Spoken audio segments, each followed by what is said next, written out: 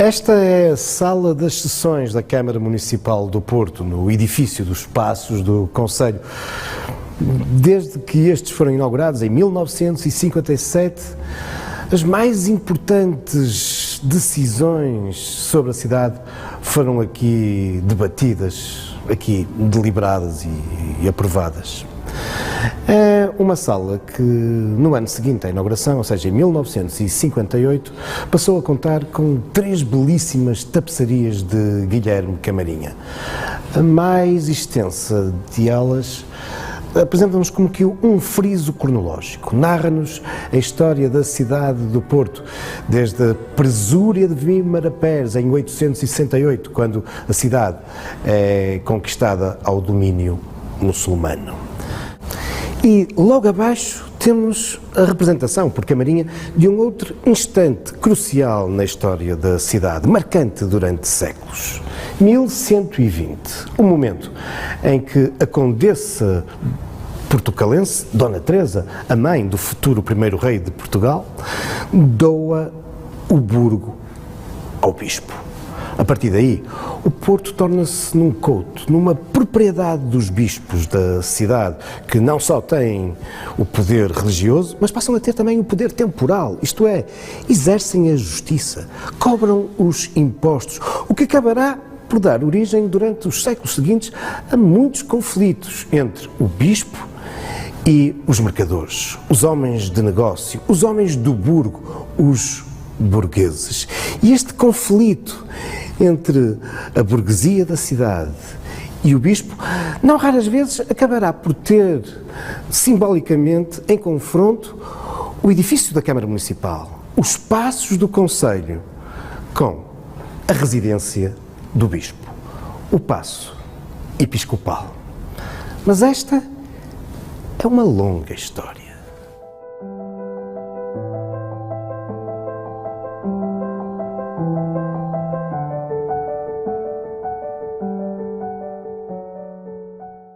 É de facto uma longa história esta do edifício, dos edifícios dos Passos Concelho do Porto, bem anterior a 1957. Aliás, a fase imediatamente anterior a este imóvel tinha ocorrido no outro extremo da Avenida dos Aliados, uma avenida que até 1916 não existia.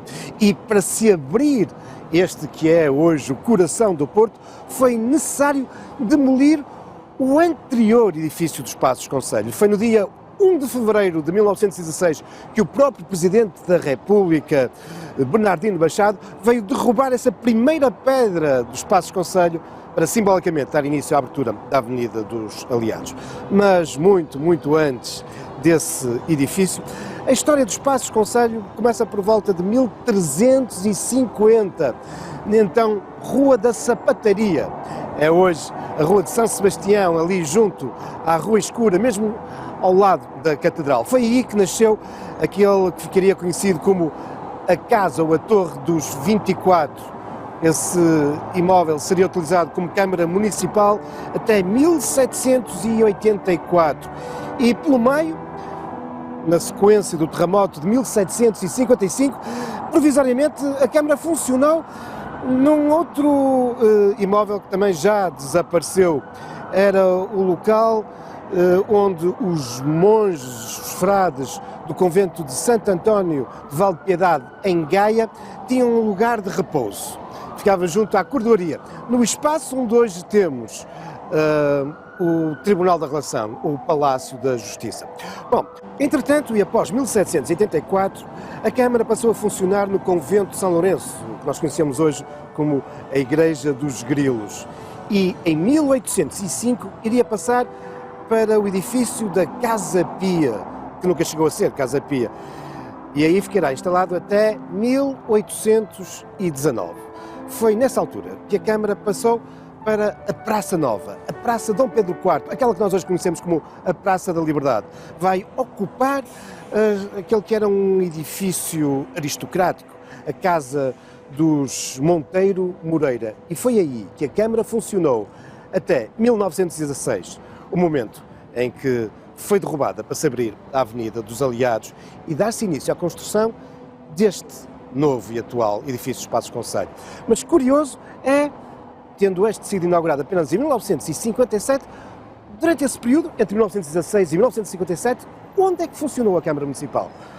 Pois bem, esse velho conflito com o Bispo e o Paço Episcopal tem aqui, curiosamente, um momento simbólico. É que as autoridades republicanas, em 1916, para instalar provisoriamente o edifício dos Passos Conselho, desalojaram o Bispo daquele que era o seu palácio desde a Idade Média, do Paço Episcopal. E aí funcionou a Câmara, até 1957, até a inauguração deste imponente Paço do Conselho.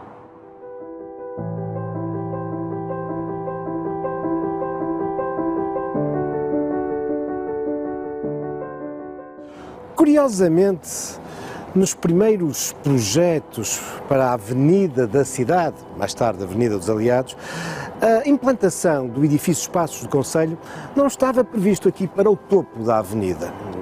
Em alguns projetos propõe-se a sua localização na lateral, ou noutros nem sequer se previa aqui os Passos do Conselho. Nessa altura havia algumas correntes de arquitetos e urbanistas da cidade que defendiam que o novo edifício deveria ser construído na Praça dos Leões, em frente à Universidade do Porto, que havia sido criada pouco tempo antes, em 1911.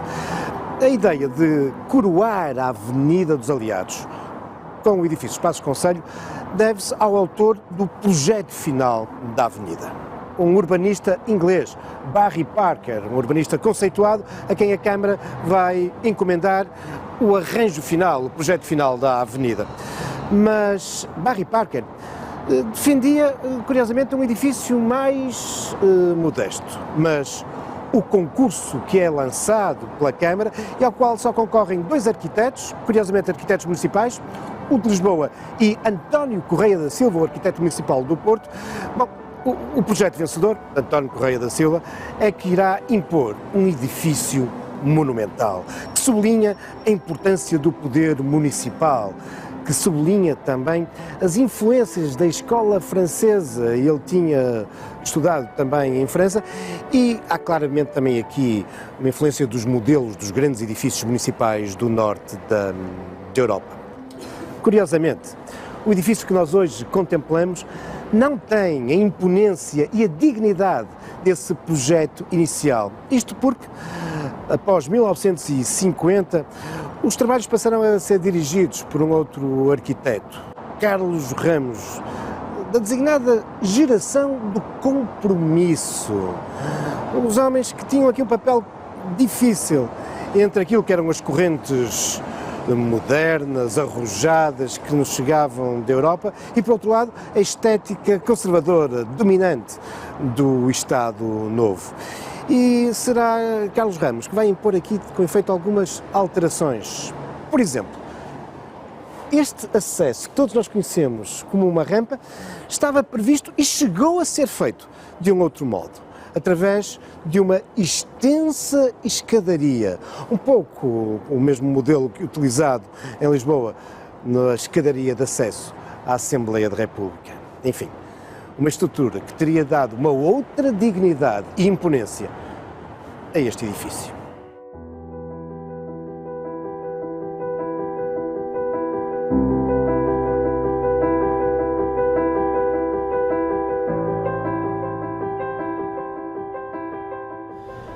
A entrada principal do edifício dos Passos Conselho dá acesso a um imponente átrio com abóbodas pintadas com motivos algo românticos e onde sobressai o brasão, as armas da cidade.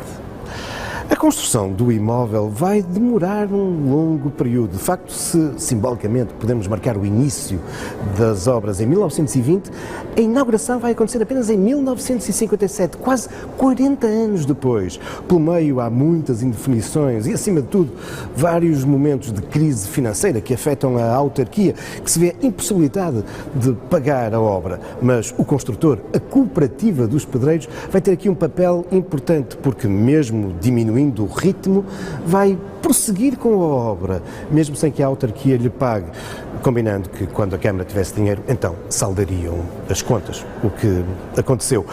A cooperativa, que vai ter também aqui um outro papel de destaque, com os seus artífices, os seus canteiros, que irão produzir belíssimas obras no granito, mas também vão utilizar aqui novas técnicas, nomeadamente em torno de pedras polidas.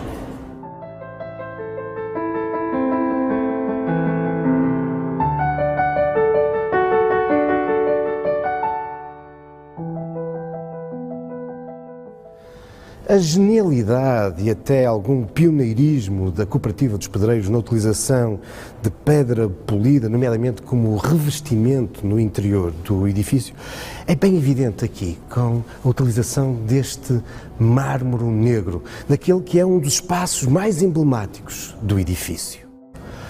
A sua imponente escadaria nobre. Uma escadaria que de algum modo nos evoca outra das alterações que foi imposta ao projeto inicial. Com efeito, na fachada do edifício chegaram a ser abertos 4 gigantescos nichos onde deveriam ter sido colocadas outras tantas estátuas. Mas esses nichos acabaram por ser tapados, dando origem a estas 4 superfícies totalmente lisas que hoje podemos observar na fachada e que são algo dissonantes com o resto do edifício, todo ele tão bem trabalhado no granito. Mas que estátuas eram essas que deveriam lá ter sido colocadas e que teriam conferido uma outra monumentalidade aos espaços do concelho? No projeto inicial eram 4 alegorias, 4 representações de atividades muito ligadas à cidade, mas havia também quem defendesse que aí se deveriam colocar as estátuas de 4 figuras, 4 personalidades ligadas à cidade. Essas estátuas nunca se chegaram a concretizar, mas aqui, debruçado sobre a escadaria nobre, podemos contemplar essas figuras através de 4 frescos da autoria do mestre Dordio Gomes.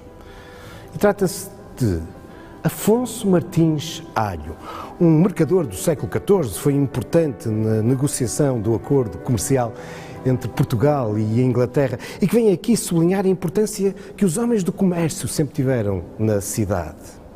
Temos também Camilo Castelo Branco, que apesar de nascido em Lisboa, tem uma forte ligação com a cidade do Porto e que evoca aqui o papel também sempre relevante que a cidade teve em torno de homens das ciências, das artes e das letras. A terceira figura é Afonso Henriques, o nosso primeiro monarca, que aqui vem sublinhar o facto de ter sido o Porto que deu origem ao nome Portugal.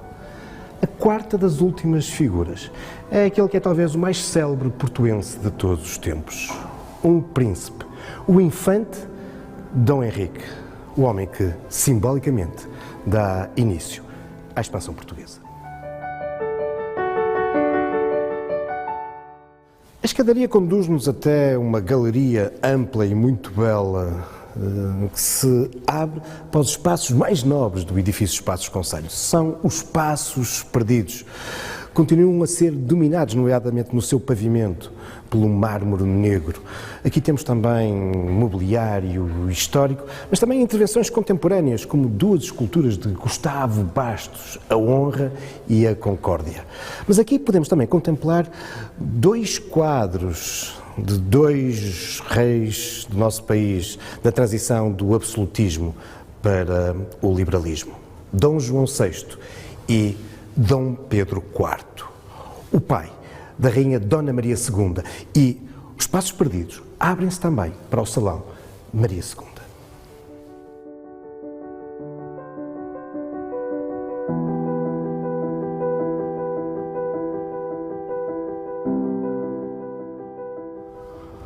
O Salão Dona Maria II é um espaço privilegiado de recepção e também de cerimónias protocolares. É, de resto, regra geral, aqui que o Presidente da Câmara recebe os convidados especiais, os convidados de honra da cidade.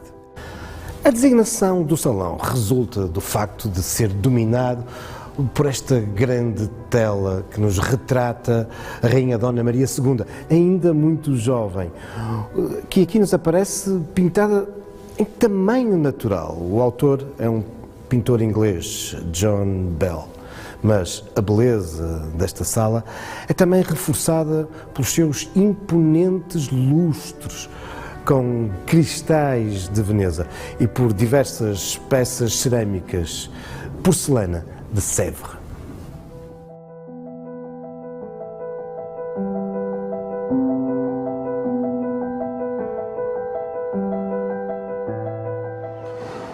E é aqui, também neste piso, um dos 7 que o edifício nos apresenta, que se desenvolve, se debruça sobre a praça, aquela que é a varanda nobre, suportada por duas gigantescas, colossais estátuas, dois atlantes que, ao mesmo tempo que suportam a varanda, estão também a guardar a entrada do edifício dos Passos do Conselho.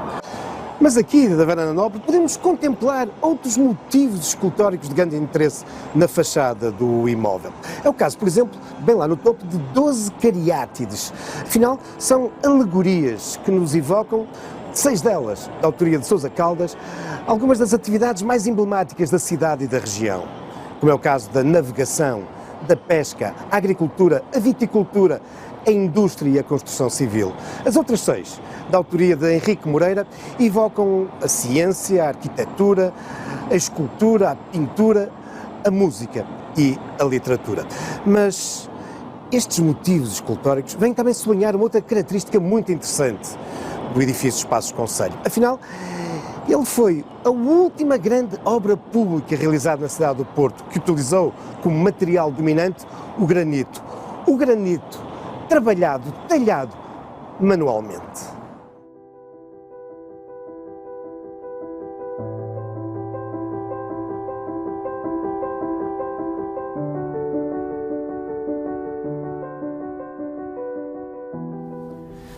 E nesta área nobre do edifício dos Passos do Conselho, regressamos à Sala das Sessões. Nem por verdade um espaço algo exíguo, se pensarmos no número de pessoas aqui presentes, os membros do Executivo, dirigentes municipais, o público, a comunicação social. Mas não nos podemos esquecer do contexto político que se vivia quando o edifício foi inaugurado em 1957, a ditadura do Estado Novo, onde estas questões do debate público e da importância do municipalismo não eram tão acarinhados como haviam sido na Primeira República ou como seriam depois do 25 de Abril de 1974. Aliás, quando este espaço foi inicialmente previsto, ele era destinado a uma sala de recepções e daí também o cuidado decorativo que ela nos apresenta. No entanto, em 1958 a sala seria monumentalizada com a colocação aqui de um tríptico de tapeçarias de autoria de Guilherme Camarinha, produzidas na Manufatura de Tapeçarias de Porto Alegre. Elas apresentam, num dos seus topos, uma representação da dinâmica fluvial ribeirinha no Douro, nomeadamente com a carga e a descarga do vinho do Porto. A outra apresenta-nos um outro motivo bem emblemático da cidade do Porto, os festejos sanjoaninos, onde não falta sequer São João Batista, batizando Cristo. Mas esse elemento religioso é apenas o pretexto para esse fabuloso mundo de festejos profanos que caracterizam a mais longa noite da cidade. Finalmente, temos o grande friso cronológico.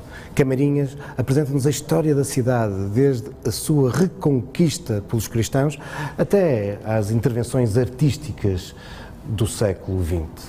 E pelo meio, e entre muitos outros motivos, como por exemplo a preparação da armada que irá tomar Ceuta, a origem dos tripeiros, bom, temos também aqui um momento de grande interesse para esta história que vimos contando. Quando, nos inícios do século XV, o rei Dom João I, pagando uma forte indemnização ao bispo, lhe retira o senhorio da cidade, entregando-a, de algum modo, à gestão dos homens do burgo, à sua Câmara Municipal.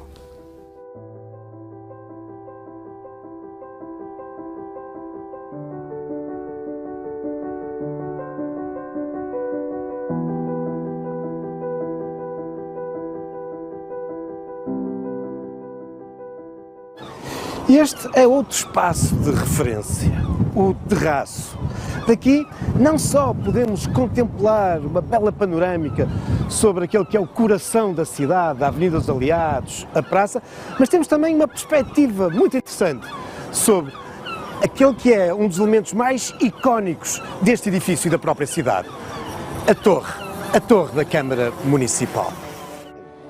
Uma torre que, em boa verdade, e mais uma vez, no seu aspecto atual, não corresponde àquilo que foi inicialmente projetado e que chegou a ser concretizado. Com efeito, a sua cobertura foi já mais alta, mas nem por isso deixa de ser uma torre imponente, revelando uma vez mais não só as influências francesas que o arquiteto recebeu, mas também essa sua vontade, de algum modo, inspirado nos velhos históricos modelos dos edifícios municipalistas do norte da Europa, reforçar a importância da autonomia municipal.